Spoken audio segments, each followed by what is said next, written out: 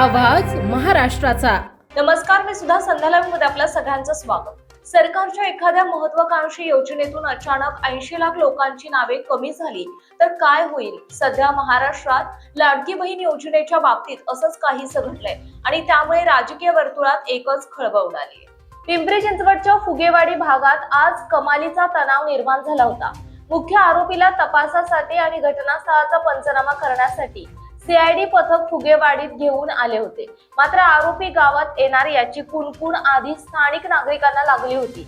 आरोपीला घेऊन सीआयडीच्या गाड्यांचा ताफा फुगेवाडीत दाखल झाला आणि एकच गोंधळ उडाला। शेकडो महिला आणि तरुण रस्त्यावर उतरले। आरोपीला आमच्या हवाली करा अशी मागणी करत फुगेवाडीकरांचा संताप अनावर झाला। लोकांचा रोष इतका तीव्र होता की सीआयडीच्या ताफ्यासमोरच जोरदार घोषणाबाजी सुरू होती।